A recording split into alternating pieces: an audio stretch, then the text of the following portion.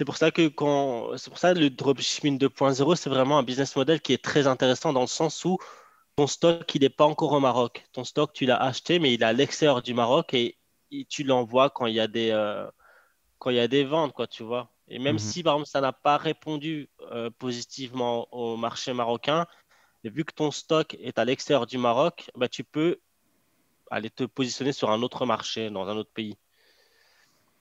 C'est là que je vois l'avantage du dropshipping 2.0, c'est d'acheter un stock, par exemple en Chine. La plupart des l'usine du monde, c'est la Chine. Tu t'arranges avec un fournisseur chinois, tu achètes un stock pour qu'il te fasse un coin à toi avec ton branding, etc. Et quand il y a une vente, ben, il se charge de l'envoi. Mhm. Parce que là aussi, le facteur confiance de ce business model, c'est d'acheter le stock. C'est pour ça que j'ai dit, moi, c'est le dropshipping 2.0, parce que le dropshipping de base, c'est que tu contactes un vendeur chinois, un fournisseur chinois, et tu lui dis, voilà, j'aimerais vendre ce produit, etc., etc. Mais lui, il te dit, OK, mais voilà, il te calcule pas trop parce que tu lui as pas donné ce qu'il attendait, quoi, tu vois, de l'argent, un échange financier, quoi. Mais Mhm. quand tu achètes le stock, quand tu lui dis que voilà, j'investis par exemple 2000 $ sur telle marchandise, bah, il va te donner une priorité, quoi, tu vois.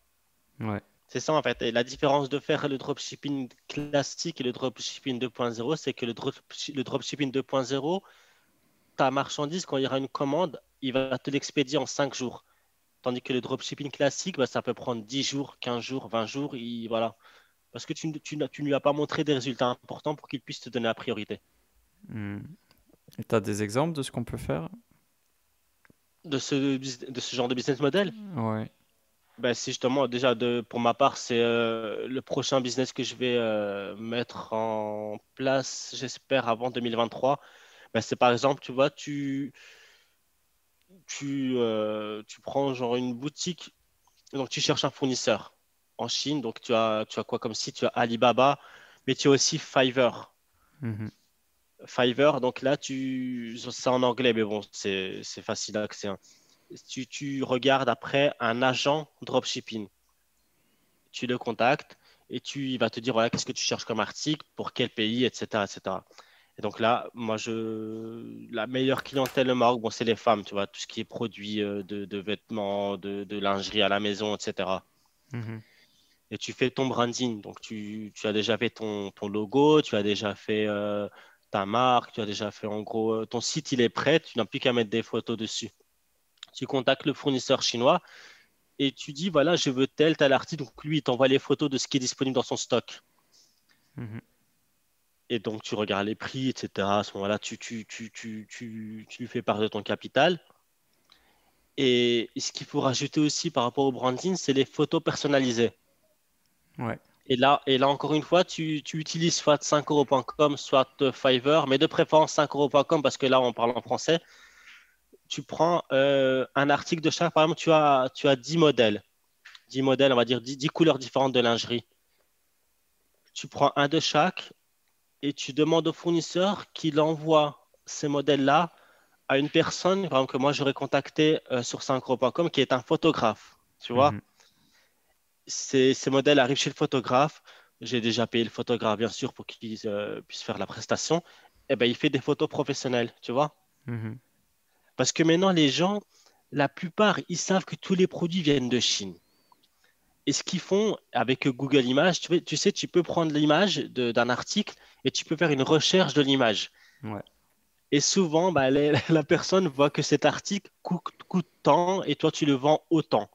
Ça, c'est une mentalité qui, les gens, ils sont toujours comme ça en général. Ils regardent le prix de vraiment combien est-ce que ça coûte vraiment. Et Ouais, le fait que tu as, toi, il y a eu beaucoup vas-y, d'arnaques excuse-moi. aussi. Il y a eu des arnaques qui ont été, enfin, mises en C'est ça, lumière et maintenant les gens se méfient un peu. c'est ça, parce que beaucoup exagèrent sur le prix, hein. Par exemple, imagine, tu Ouais. achètes un article en Chine à 2 euros et tu le vends 25 euros, c'est trop. Ouais. Il y a pas de problème avec ça, c'est permis, ça fait partie du business, mais quand même, pas trop exagéré, quoi, tu vois. Hmm.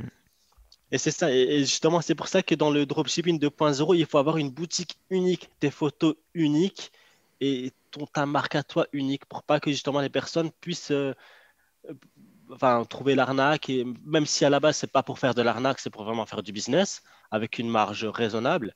Mais c'est toujours mieux d'avoir ton propre branding, tes propres photos, ton propre site, ton propre blog par Ouais. rapport aux produits que tu vends en fait. Et tu fais même une communauté autour de ça. Si tu veux vraiment apporter beaucoup plus de valeur, tu fais une communauté autour de ce que tu vends. Voilà. Donc en fait, l'importance du dropshipping 2.0, c'est de lancer son propre branding. Ça veut dire que quand tu as trouvé ton article chez ton fournisseur en Chine, donc on va dire, on va rester sur l'exemple de la lingerie, eh ben, tu te prends Mhm. voilà, le fournisseur, il a ses articles et tout, et la plupart, sans exception, il est possible d'imposer sa marque en fait. Tu peux modifier l'étiquette, tu peux modifier même le packaging aussi. Le packaging, tu peux le customiser. Et le meilleur de ce que je sais comme stratégie que je compte faire, c'est prendre par exemple, 10 modèles de lingerie, contacter un photographe sur 5euros.com, demander son adresse et lui envoyer ces 10 articles et il en fait des photos et ça fait des photos uniques qui sont propres à toi. Donc ça, c'est Les vraiment... photos, par exemple, c'est avec des mannequins ou Non, c'est pas juste des forcément, photos? justement, pas forcément. C'est Hmm. des photos vraiment, c'est posé par exemple sur un lit avec des roses. Le photographe, il connaît bien son taf, quoi. Tu vois, moi, ce que je veux, c'est des Ouais. photos uniques qui mettent en avant le produit, quoi. Mhm. Parce que moi, je suis pas trop pour le mannequin physique, en fait. Dans tout ce qui est lingerie, je préfère vraiment les photos.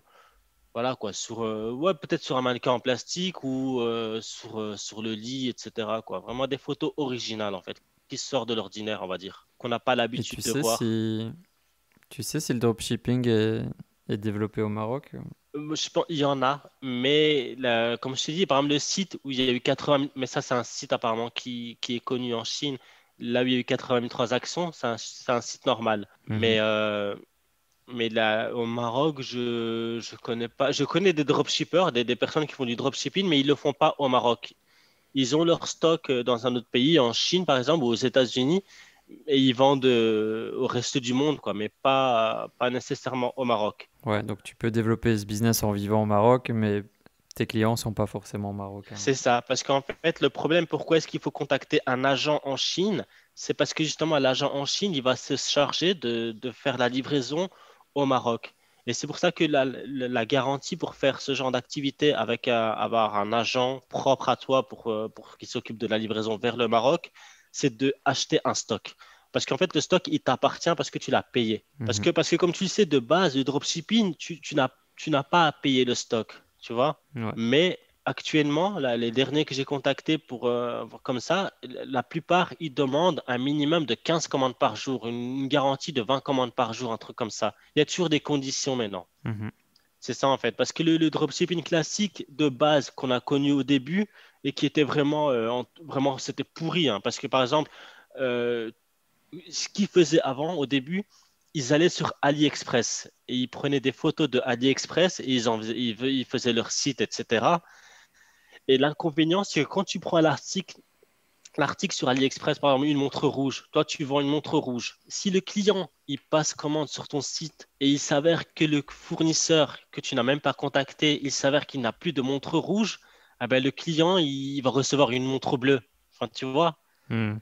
Ouais, ouais. Tandis que dans le dropshipping 2.0, pardon, le drop 2.0, tu as contacté le fournisseur et tu as accès à son stock. Parce qu'en général, quand tu contactes un fournisseur, pour aller plus dans le détail, il te donne une application, un plugin que tu vas installer sur ton site. Et ce plugin, il te permet de voir en temps réel la quantité de l'article qui reste dans son stock. C'est ça en fait Ouais. qui est important. C'est pour ça que c'est tout un travail à faire en amont. C'est vraiment un vrai business quoi, le drop 2.0. C'est pas seulement prendre des photos d'un vendeur sur AliExpress, etc. Non, c'est vraiment un truc avec une vision long terme. Si tu as envie de t'installer au Maroc pour lancer ton projet pro, j'ai créé une mini formation pour toi. 7 conseils pratiques pour réussir ton installation au Maroc. Tu recevras un conseil par jour dans ta boîte email durant 7 jours. Clique sur le premier lien en description pour recevoir ton premier conseil dès maintenant.